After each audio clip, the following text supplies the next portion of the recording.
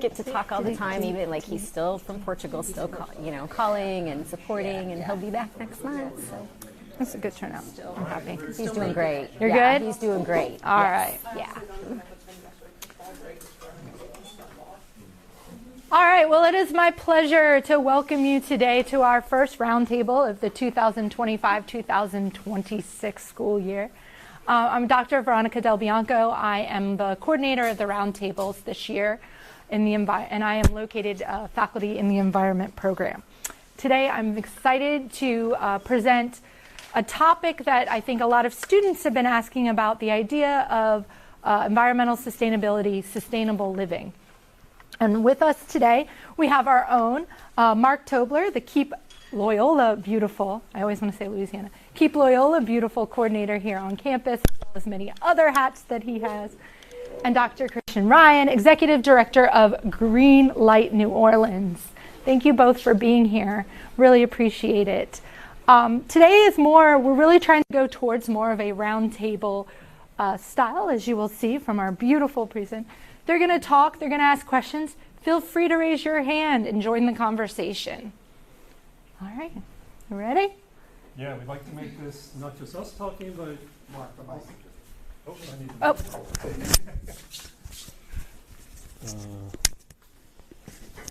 Yeah, we'd like to make this a conversation between all of us, so not just Christian and myself, but all of you. So feel free, we'll ask each other questions as we go about, but feel free to chime in. And as Dr. Del Bianco said, we'll talk about sustainability on the large-scale community level, the campus community level, so a little bit smaller, and then some of the things that you can do individually on a personal level. And so if you have things that you do at that level you want to share, or if there are ones that you are curious about, we encourage you to ask those questions. So I'll start off. Okay.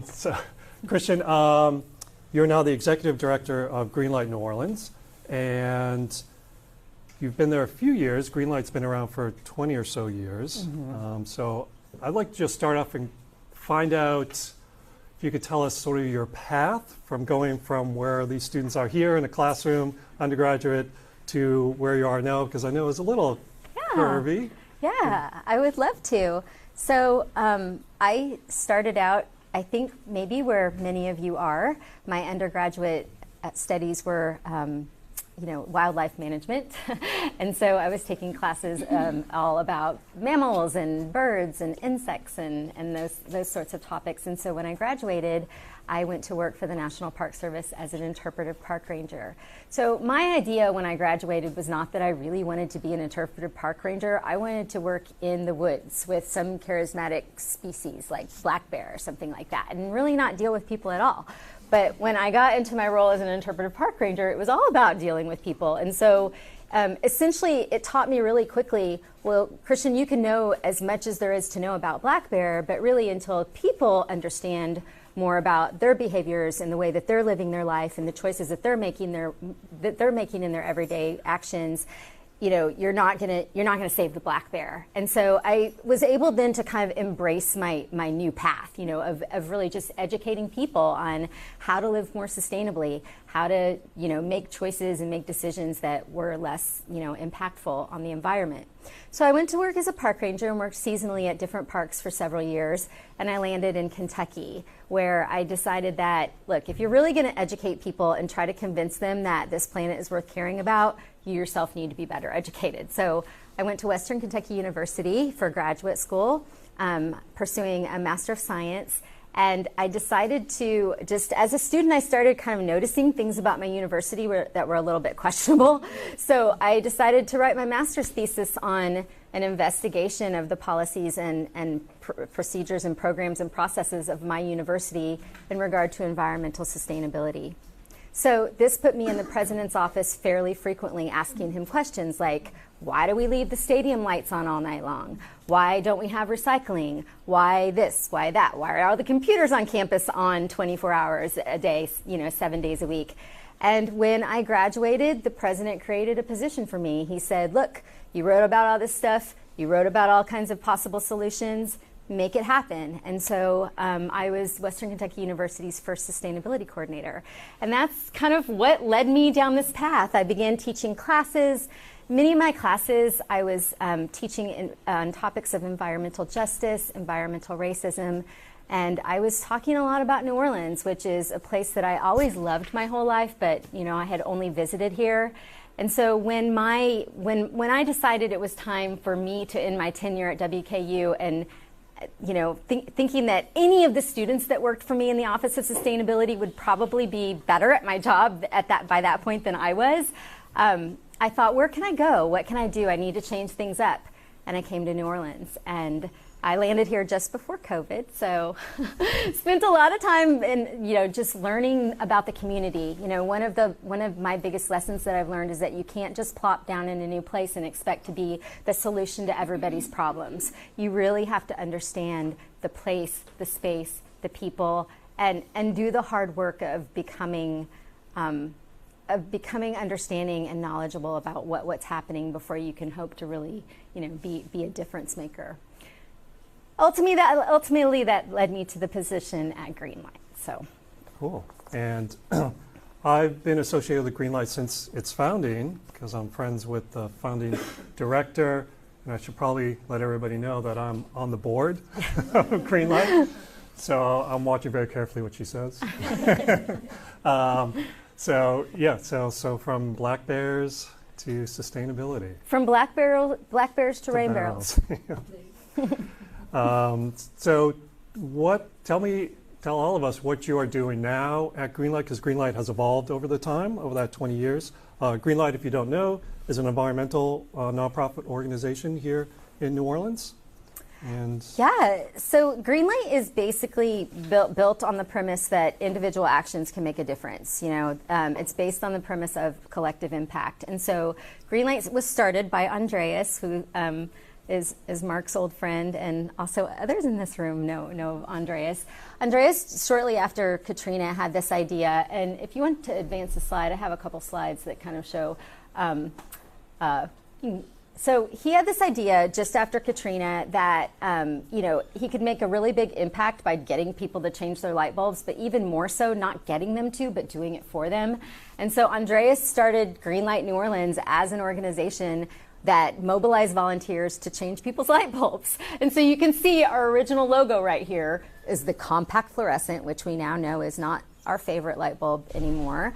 But those were the days when that was the best technology. And Andreas, since the years that Greenlight started, was successful in getting more than 600,000 light bulbs changed. So you can imagine that the kind of collective difference that can make. It's pretty incredible.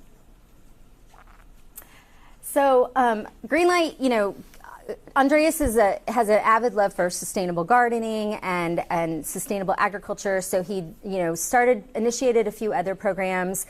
He's also very big on, energy efficiency in other ways. So, we do a little bit of attic insulation kind of things, but really what we're known for is our rain barrel program. So I'm just going to tell you just really quickly about that. So how it works is that you could see this rain barrel rode in a parade the other night. It was in the Swampus Sustainability Returns Parade, and so it's kind of famous. That's a sustainability themed parade? It was a sustainability. The crew of Krampus, also known as the crew of Swampus, decided to have a sustainability parade. And so the rules for the parade were sustainable throws only, only walking, like no motorized anything, what you can imagine for a sustainability parade, but also let's show people how to parade and revel in New Orleans sustainably. So this barrel was painted especially for the Swampus parade, and it turned out pretty cute. So the Greenlight team, we're really small. Robin is our rain barrel installer. We have one rain barrel installer. This is this becomes important in a few minutes. Annie is our education and volunteer coordinator, and then there's me. So we're a team of 3 trying to make it happen. Basically in 2015, the idea was, okay, what can we do now at a household level for individuals that could really make a collective difference, like could be individually empowering, but also make a collective difference. And that's when Andreas was like, well, look, you know, one of our biggest problems in New Orleans is localized flooding, subsidence, overburden of the stormwater management system. So he came up with the Rainbow program as a way to address those issues. And how it works is, and you could go, how it works is that a resident can apply for a rain barrel. Each of these rain barrels can capture about anywhere from 50 to 55 gallons of water per rainfall. So if you could imagine these rain barrels capturing 50 gallons for 108 rain days a year in New Orleans, you could see that that really begins to add up. So it's great to have this rainwater captured so that you can use it for your gardens, for your plants, right? Like gardens and house plants would much rather prefer rainwater than treated water. And also this water that's collected in this barrel is free and potable water is not.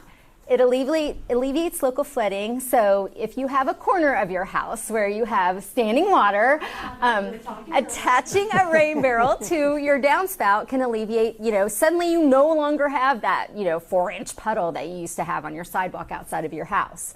And of course, you know, it just basically diverts water from rooftops to storm drains. It kind of catches that water in between and alleviates the burden on the stormwater system. And obviously, if you can imagine lots and lots of rain barrels, it collectively adds up. So you could go next slide. So we have well, actually we're up to 3,200 barrels installed since the beginning of our program. This is a map of every installation. So it definitely adds up, you know. And so if you think about it this way, the numbers are basically every rain, 150,000 gallons of water. Over the course of a year, we're looking more towards 17 million gallons of water that's captured with these rain barrels, and a little over $100,000 a year collectively in energy or in water conservation savings. So people love their barrels. So Robin goes out and installs barrels every single day and has a story that she comes back with every single day about how people love their barrels. We send a survey 6 months after we install to get feedback. How are people using their barrels? Are their barrels working well? You know, is the installation working out for them? And we get amazing feedback. Like the quantitative feedback obviously is helpful, but the qualitative feedback is what makes Robin and Annie and I keep doing this, even though it can be really hard. So you could keep it, yeah, people really like to get their barrels. When they get their barrels, they also get this really awesome book, Rain Barrel Culture and Practice. This is a book that Andreas actually created. And I encourage you guys to take a look at it when we're done so you can kind of check it out. It's amazing. It tells the history of rainwater collection in New Orleans, why flooding is an issue here. And then in the very back, there's always a picture of the it's a blank space on this book because it hasn't gone to anybody, but there's a picture of the artist and their barrel in the back as well. So how it works is that any person in the levee system can apply for a barrel, go on the website, you apply, got to have a working gutter or working gutters and downspout. We do ask for a cost share, right? So the cost share is sliding scale. It's anywhere from $10 to $500. It costs us operationally $500 to create one of these rain barrels.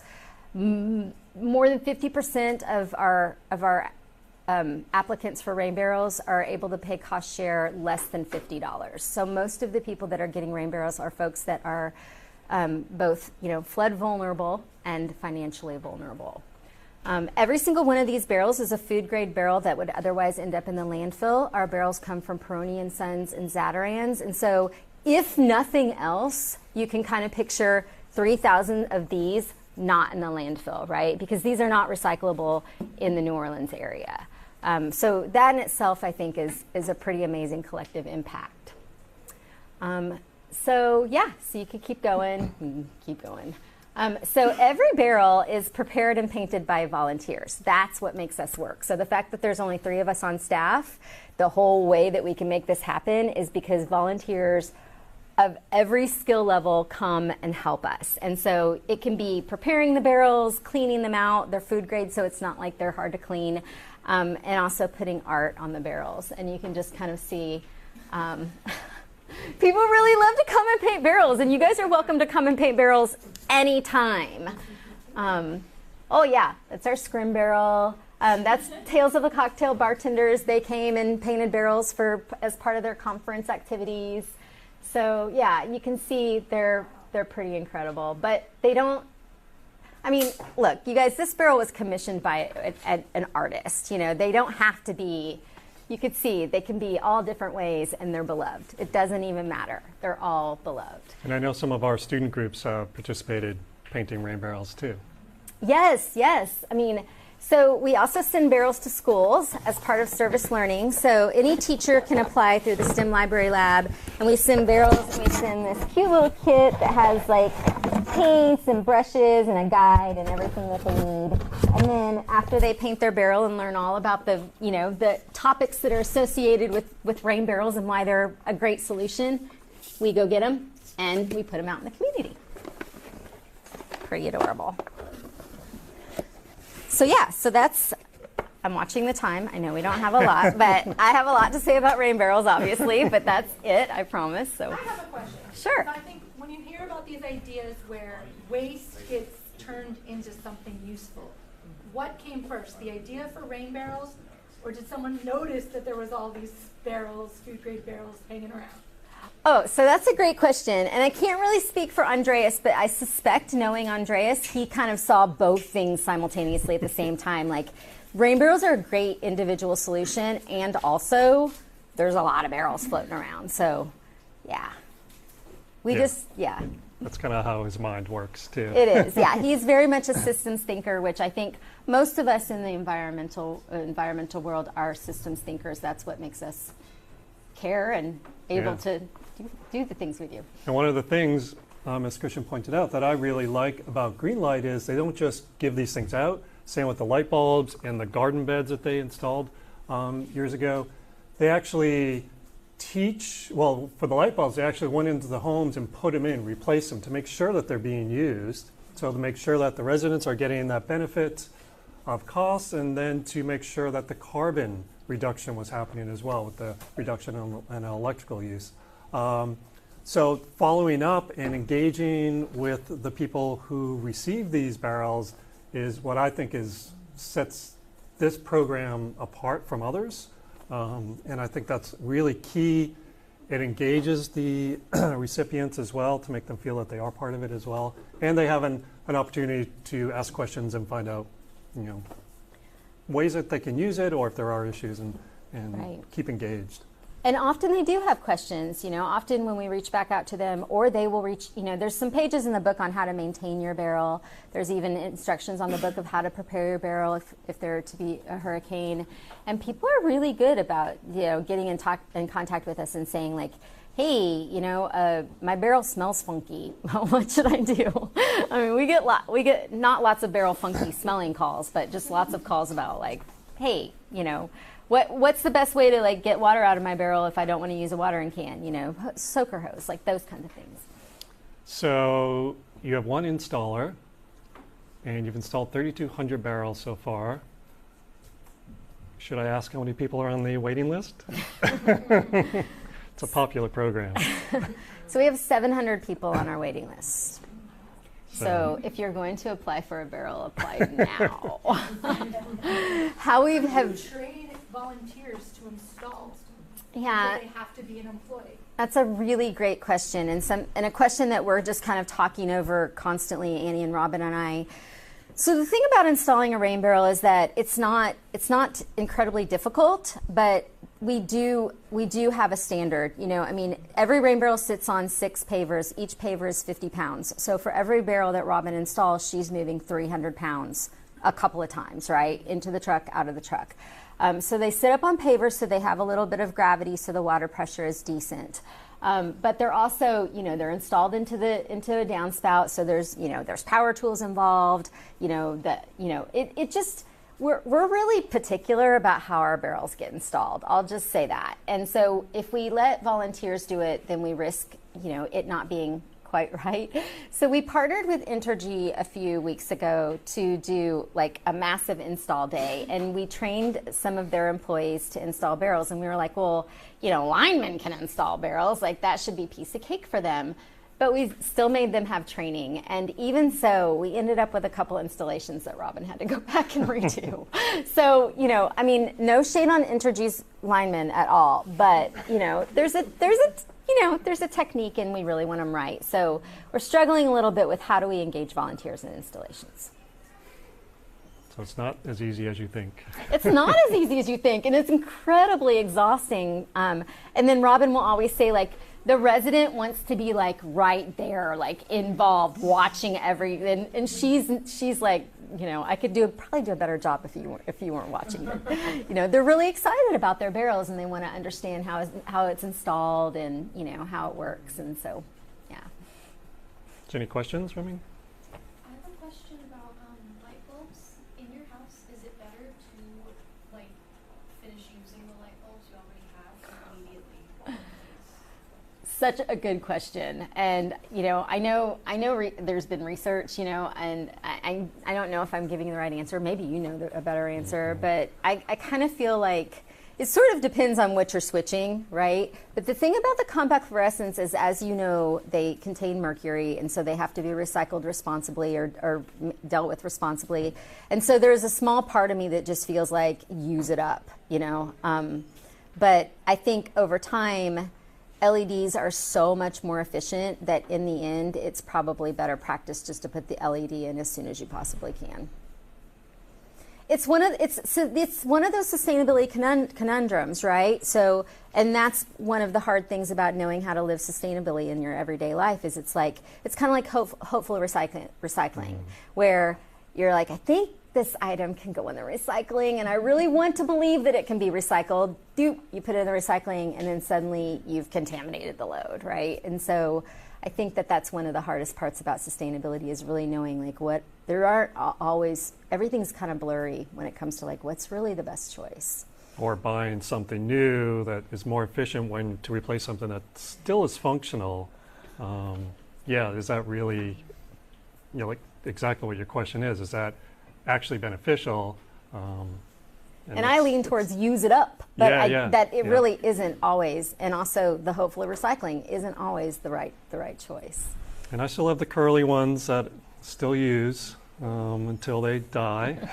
So you're of the use it up camp. Yeah, I cannot throw those away if they're still usable. It's also money. Yeah, you know? it is. It costs money to buy new light bulbs, and the LEDs are more expensive. So, right. Any more questions? So, related question on light bulbs. So, I think all LEDs in the house, but even the idea of a light bulb is kind of going away, right? As in the diode, it's on a circuit board. Usually it's into a traditional fixture, but increasingly they're sort of single-use, complete fixtures that are supposed to last 10 plus years. But I just kind of worry, like, I've had very, very bad fail rates with those, but they don't last 10 years. So there's kind of a lot of plastic in the whole housing in that. But it seems like the industry is moving in the direction of this sort of one-time setup versus recurring light bulbs. I was just kind of wondering if you had any thoughts about practical advice for like navigating those trade-offs. I haven't come across too many of those, although now when I'm thinking about it, I do have a few like linear LED, like flexible arm things. And yeah, I figure they're going to last a while, but yeah, when it's dead, I can't replace the LEDs. Yeah, that's a good question. And those are recycle. Of course, that's like multi-material, right? Yeah. So not easily recycled. So I've tended to prefer the light bulbs with LEDs in them, but I just feel like, is this just like my old speak nostalgia? Yeah, and they have to be round. Yep. It's so hard, but I think after really, 30 years of trying to figure out like what's the right thing to do, and also knowing that, I'm supposed to be a role model, right? I'm supposed to be able to have these answers. I'm supposed to be able to tell you like if the right choice is between an artificial tree or a real Christmas tree, and I still am not really sure. But live tree in a pot is what I kind of prefer. But I think that, what the best thing to do is focus on the things that are super clear, right? So there really are some super clear sustainability, ways of living, right? And some super clear things that, I think you're doing and I'm doing. And also that, I would love to hear what's going on campus. I would love for you to talk a little bit about what's going on here. I mean, I've told you what I do, but tell me what y'all are doing, Yeah, I think a few semesters ago we did a sustainability, what we do on campus sustainability-wise, and it might have been 2 years ago now, I can't remember, but and we had a list of things on the board, and I also thought this would be a good time to update it because we've added a bunch of stuff since then. So we have things like EV chargers, and we've had those probably some of the first in the city. So we've had those for 15 plus years. And I think there's about 10 or 12 across both campuses.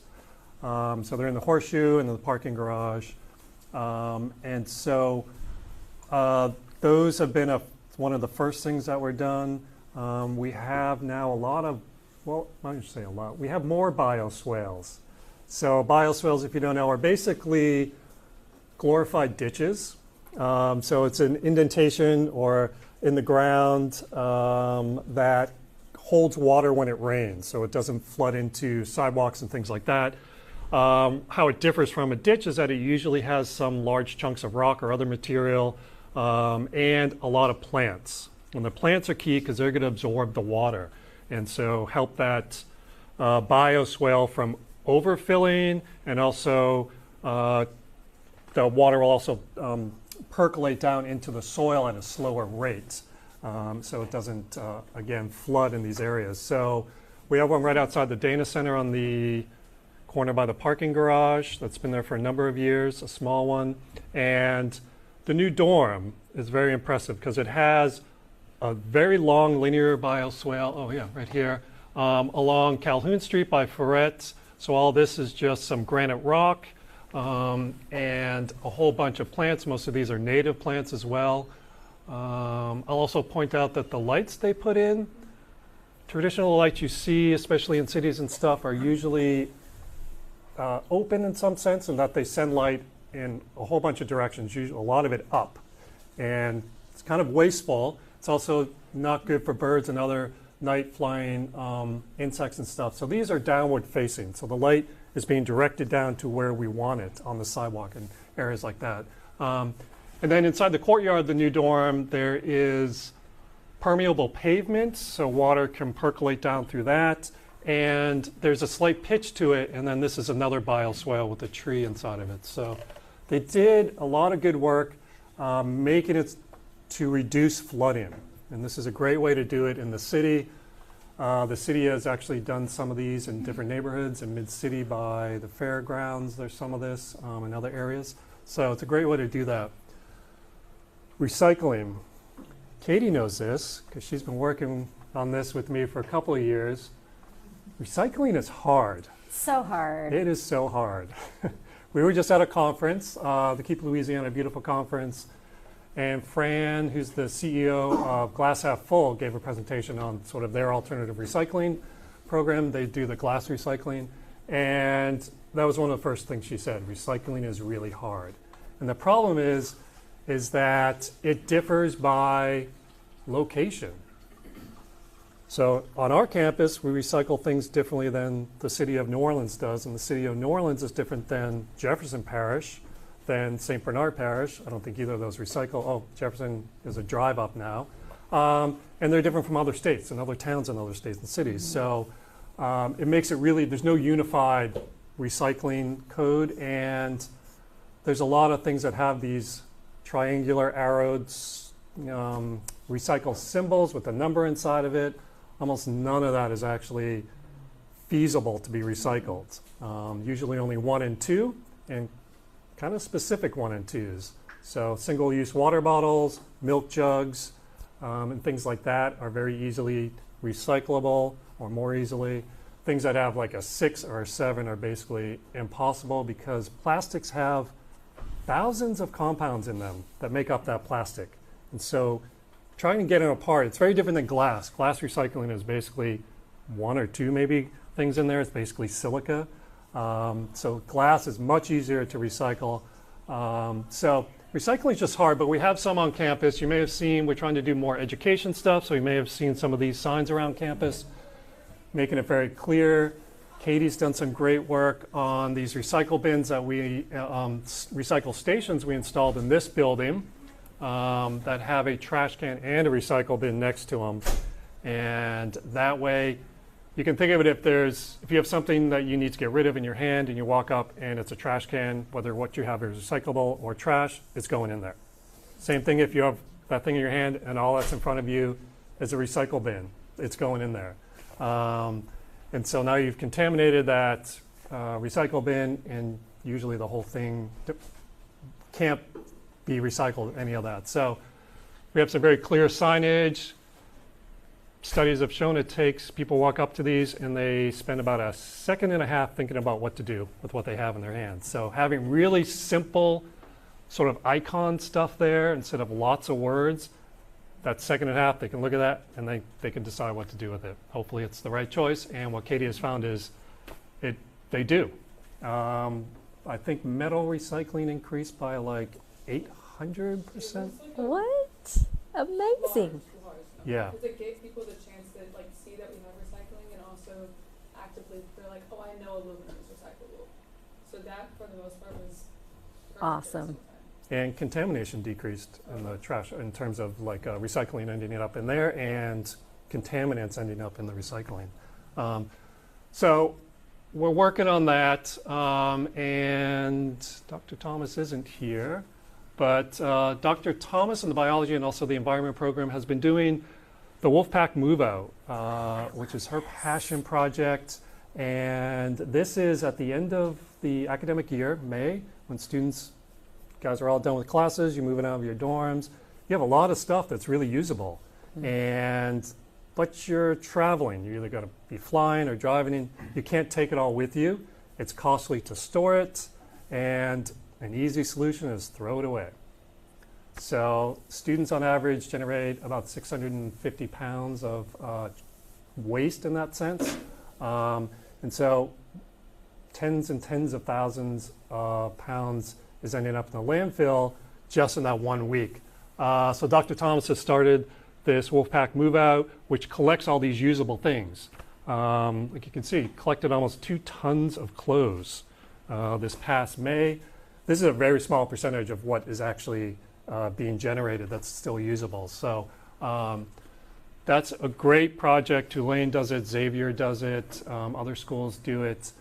And starting to really do it more. We just got a grant to help boost this up more and add more resources to it. So we're looking forward to really making it useful. But the key also is, I should say, it's collected and it's given back to you guys in the fall for the most part, or given to local charities depending on what's collected. And so the point though is also not to keep consuming things. So Dr. Thomas would like to not have to do this. And the point to take home is that there should be more circularity of stuff. So she currently has a bag that's this tall, it's huge, it's full of coat hangers. And no doubt, you guys maybe probably went out to a big box store and bought some coat hangers. Don't buy them. Yeah. Don't. And there'll be another couple giant bags come May too of coat hangers, and that's just from our university. So you can imagine schools like LSU and some really big schools, what they generate. And this is the non-sexy stuff that you don't see, but is equally, if not more important. We have a new facilities director. He's been here about 2 years, Kyle Gregory, and he's got a great mindset, and that's so important when you have people at the upper level of the university really engaged in wanting to do sustainable, efficient things. And so some of these are, if any of you were here in school last spring semester at the beginning, yeah, cold showers. Yeah. A boiler went down. We generate all of our hot water from one main facility and then send it all out. There's a backup boiler, so that's great. right after the main boiler went down, like within a day, the backup went down too. And these are really old, not well-maintained things.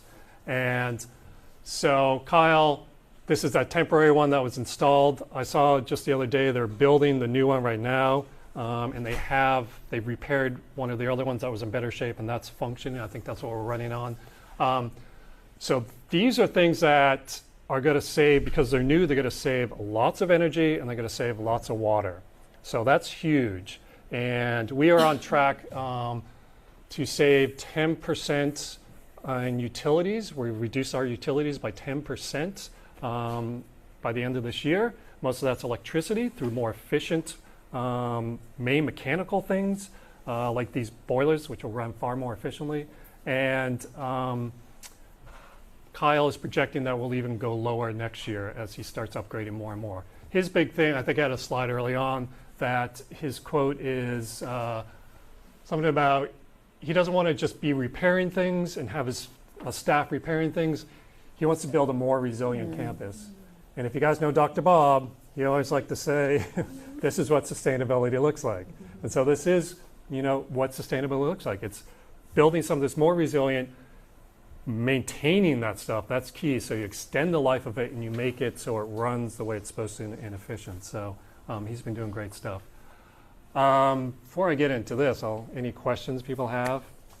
I may have forgotten. We do some other stuff. We have the solar panels, I forgot, on top. That's what I was going to ask about. 'Cause I saw that it said something about solar and Yeah, so the new dorm has 30% of electricity is coming from solar panels that are on the roof. Those are the first solar panels we have on campus, so that's great. It is built to a LEED certified level. This is a building code of sustainability. It goes from everything from the design of it to the function of it, a day-to-day function. And also it includes recycling material during the construction process. So over 50% of the material when they were constructing it was recycled.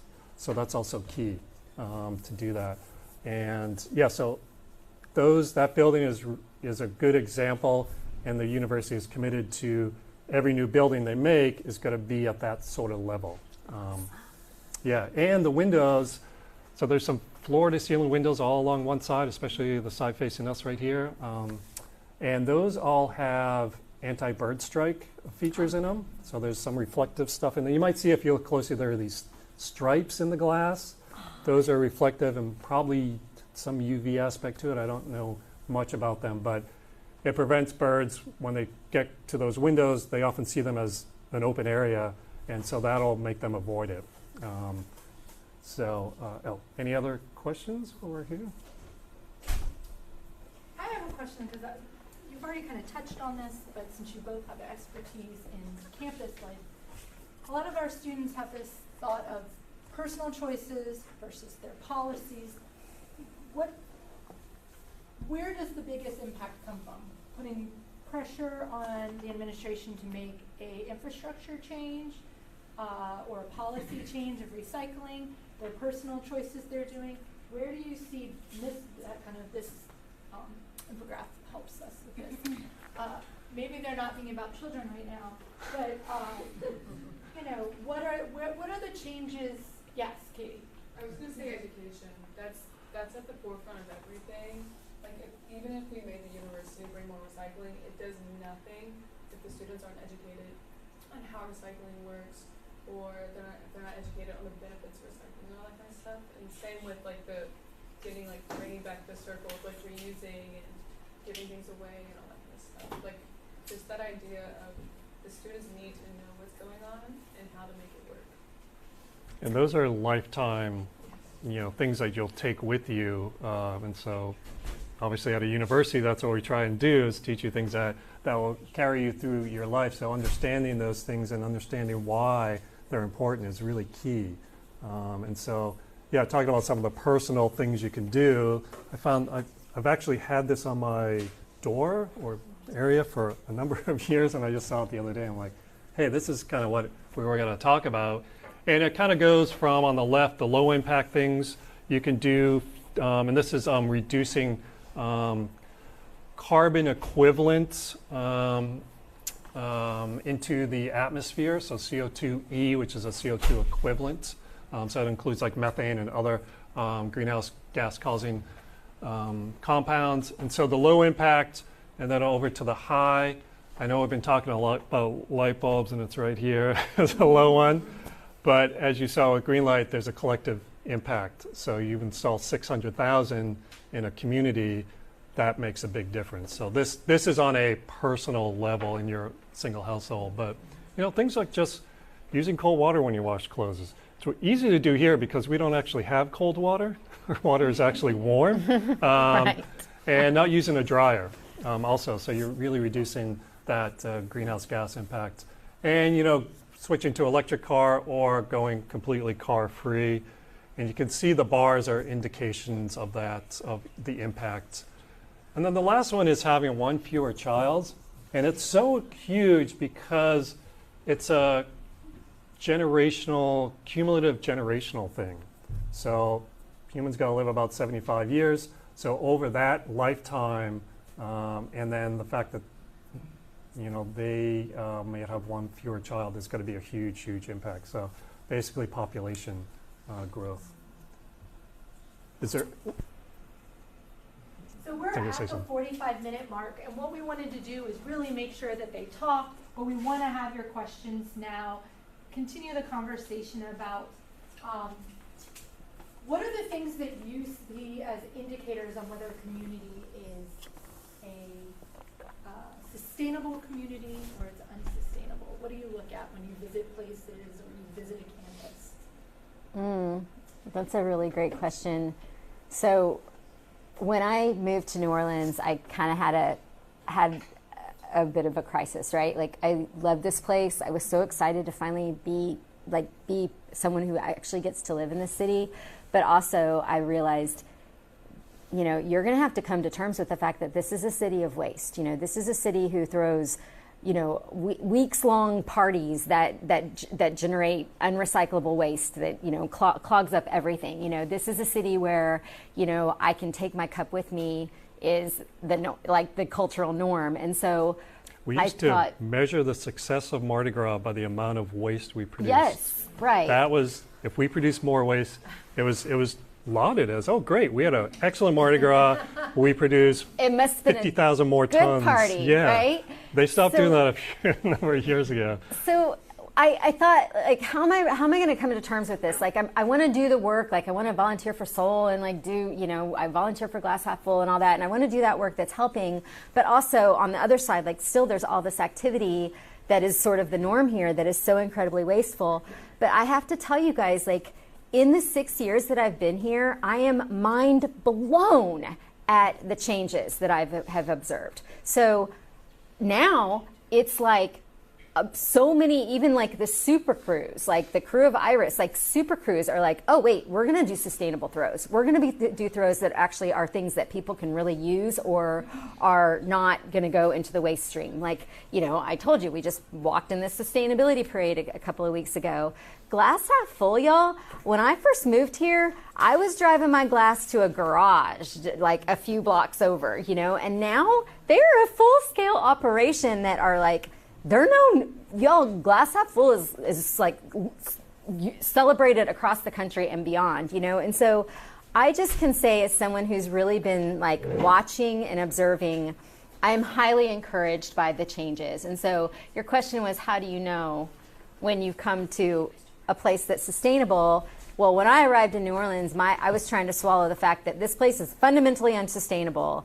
But what I'm really noticing is that there's so much opportunity and there's so many people doing incredible work to shift that. And it is shifting. It is. It's incredible what I'm seeing happen here.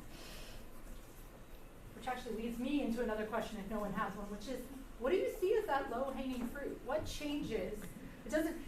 Sometimes we see things and it's like, that is not my battle to pick up and go forward, but there's somebody else could do it. Like, what are some of the low-hanging fruit for big changes here on campus, Mark, or in the city that you'd really like to see someone champion? Well, You go first, yeah. Since you said the word champion, there is something I want to share with you guys, is that at Western Kentucky University, we we really made an effort to get students engaged in a way that, so Katie, you talked about education, and that's like key, but understanding what's going on your campus. So your facilities director is Greg, you said? Gregory? Yeah. Is that, yeah. So, you know, just we let our energy manager know, like, we love the stuff you're doing. We as students love that you're switching from coal boilers to natural gas boilers. We love that you are doing the conservation vacation over the winter break. Like, just being appreciative of the efforts that the people on your campus, especially in leadership, are making, like giving that feedback, letting them know, encourages them. You know, they want to know, like, oh, students see what we're doing and it's making a difference. Like, they appreciate this. This is, after all, your campus. And so giving feedback to folks who are decision makers, I'm telling you guys, it makes a difference, you know? And so, you know, it's kind of natural for your approach to be like mine was, like complaining, like the stadium lights are on and we don't recycle and this and this and this. But ultimately, what really moved the needle on my campus was saying, we love that you're doing this. We noticed that you're doing this. Like, this LEED building is awesome and we're super proud of it. As we as students start giving tours of it to visitors, you know? And so just acknowledging the things that people are doing makes a big difference. You know, for me personally, one of the things that wasn't on that graph is recognizing the issue with recycling and just really kind of changing my habits as far as like not bringing that material into my life in the first place. So to me, the mason jar is the best invention ever in the history of human beings. And, you know, I use it for everything. Vintage Green Review, you can go in and bulk fill your own containers. Like, there are some, when I was talking earlier about, like, there's some really clear things that you could do. You know, these are the clear things. Like, just don't buy things that have packaging that isn't recyclable. I know that's not always possible, but just that awareness can make a big difference. That's something called pre-cycling, I think, where you, instead of recycling, you don't even take it in the first place. You just, you know, I was just thinking back get to it my out of childhood, it's like reduce, reuse, Yeah. Reduce. It was very- Reduce. Right. Yes. Yes. So when I buy my Oreos, I buy the big packet. That's so sustainable. That's like the best sustainability tip I've heard all day. Any other questions from the crowd? Yes. Yeah, Greenlight is seems like such a big program. You guys have such a long wait list. I was wondering if you guys partner with Intergy. I was wondering if you guys partner with the New Orleans local government. I know that might be hard, especially in helping with funding. And I have a second question. Have you, policy-wise, just in general, have you tried to talk? Well, you probably have, but work with the New Orleans government on how to be more sustainable in New Orleans? I love that question. So, because really what that question a bit is you know, are you collaborating? Are you making strategic partnerships? And at Greenlight, we have to strategic partner, or else we're not going to get it done, right? And so, the City of New Orleans, the Office of Resiliency and Sustainability, or maybe Sustainability and Resiliency, I'm not sure which way goes first. We're working a little bit to try to partner with them. One of our good partners is the Water Collaborative. If you guys aren't familiar with those folks, check out what they're doing. What they're trying to do is push policy, right? So they're trying to push city policy around how we handle stormwater management and those kinds of things. And they, you know, recognize that residential level rain barrels can be part of a solution. And so so those partnerships with people that are doing those kinds of things, I think, are going to help bring us along or lift us up. We do have some other strategic partnerships, and we're always looking to find other people that we can partner with. That's a really great question. There's so many organizations doing really good work, and we all complement each other in some way or another. And so recognizing that we complement each other and figuring out how we can work together and lift each other up, I think there's a lot of opportunity there. Thank you. What kind of stuff do you students want to see on a sustainability level implemented at the university? This might be a dangerous question to ask, but I'd like to hear what you guys see as priorities. Or you know, I have one. It's a personal one. I'm a cyclist. I'm a commuter. I'm a bicycle commuter. I would love to see better bicycle infrastructure on campus. This is the low-hanging fruits. Yeah. So it's really just, buying some public repair stations, some covered bike parking, and things like that, and then some education on that. Because as we see, if you bike, this is actually a really good city to bike in because it's flat. It doesn't snow often, except once every 100 years you get a foot. But yeah, so it's easy, and so I'd like to see that, and that's something that I've been trying to get some funding for. But what's some of the stuff you guys do in your Katie? I know you. I really hate that when there's like events on campus and they like give out free things, that a lot of that just ends up in trash or at our donation drive. Like, no offense to whatever we do, like they come get the free little wolf bear. The amount of those that we got at the ground, ridiculous. There's just so many things that we are given that don't add anything to our lives but clutter. So the sort of more practical, Yeah. things. If you got to give stuff out, make it useful, kind of like the Mardi Gras, sustainable Mardi Gras throws. What about you? I'd like to see like a compost bin, kind of like the trash recycle that's available for students. I think as a commuter student, I have to like, even just with recycling, take all of it here because we don't get those types of services. And then it's also difficult to have the resources to compost in a cockroach house here. Yeah, I feel like being able to use Loyola as a resource for that. Yeah, that's great, and we've been trying to work on that. It's something that we've been thinking about and reaching out to groups on that. There's a student who's been kind of spearheading that, Erin Gillen, one of our ENVA students. And yeah, it's difficult, but that's like our glass half full. So we have glass recycling, if you guys don't know. The Loyola community recycles over 12,000 pounds of glass a year, keeping that out of the landfill. So good job. But a lot of it comes from, we don't generate a lot of glass on campus, as far as I can tell. You go to the C-store, or when it was the C-store, and there's maybe one or two things, maybe peanut butter or something, jams and jellies came in glass. So it comes from commuters, from home, faculty, staff. My neighbor comes over and uses it. That's cool. I told him it was good. The community. Yeah, I'm like, I'd rather it go there than in the landfill. And so, yeah, it's open for the community. So, yeah, composting is one that I think is important, and we're working on it. It's another difficult one because of that problem of It's so pests, hard. and Yeah. it's smelly, and so, yeah, but we would like to get Sodexo involved with the OR and recycling or composting through that. We do have a food recovery network. Thank you. That's awesome. Yeah, that's been very involved for the past number of years. So taking the unused food from the OR, packaging it up, and giving it to homeless shelters.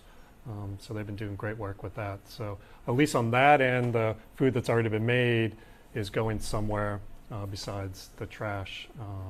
So now we got to work on the scrap stuff. So anybody else have? Yeah. I mean, this will be on a larger infrastructural level, Yeah. but I love a good bioswell, and more of those implemented. I'm really happy with that there have been more added in with Yeah. the new construction they've been doing. It's less grass to cut.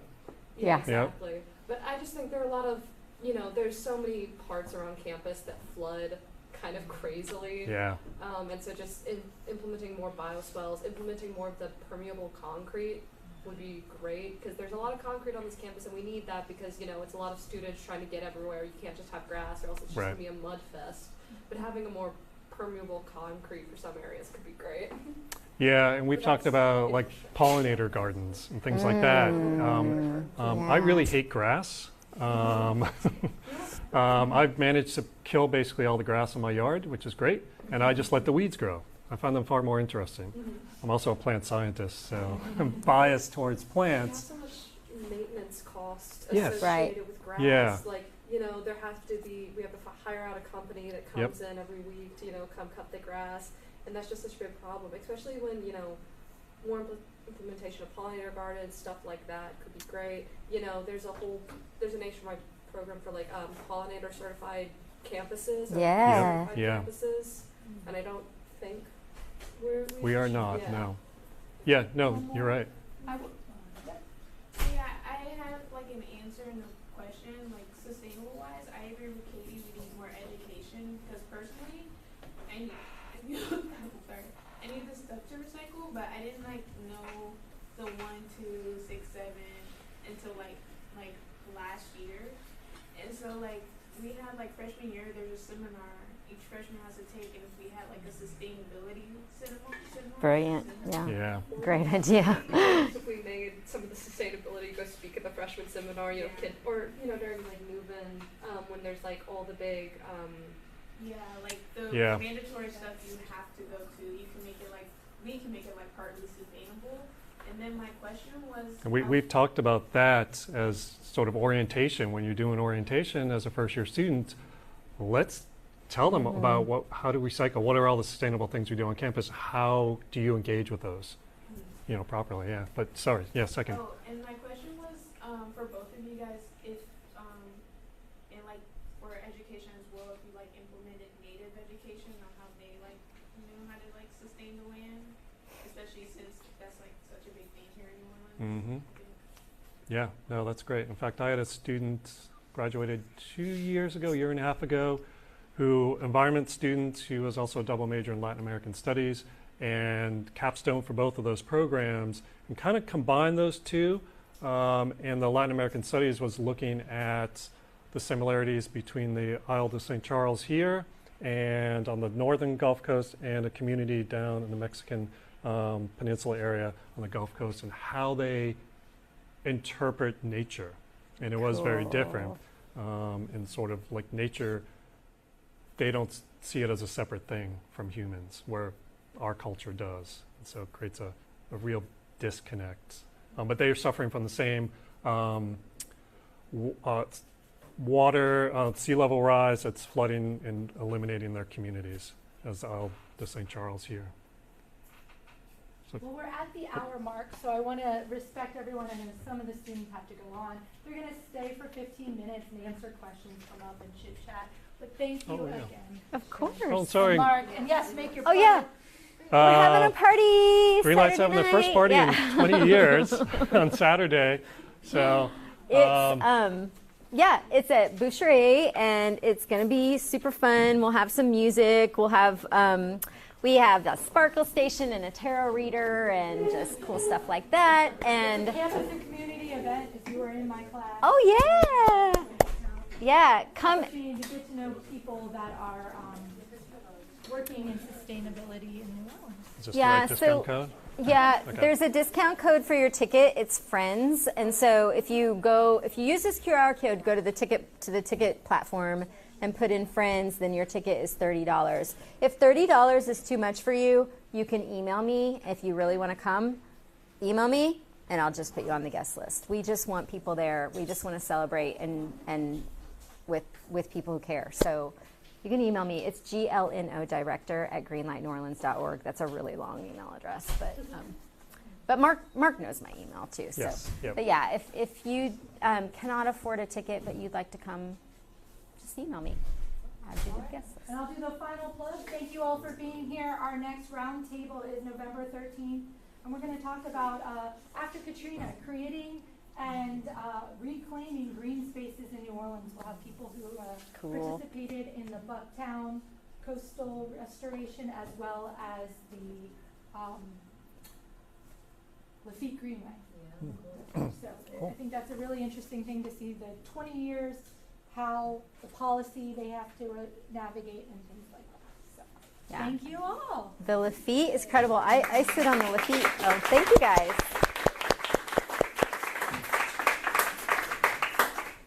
Don't feel rude if you have to go. Emily, Yeah, I you know can- You still had stuff too. Yeah, the Lafitte story is amazing. Yeah. Yeah, I sit on their board, and like just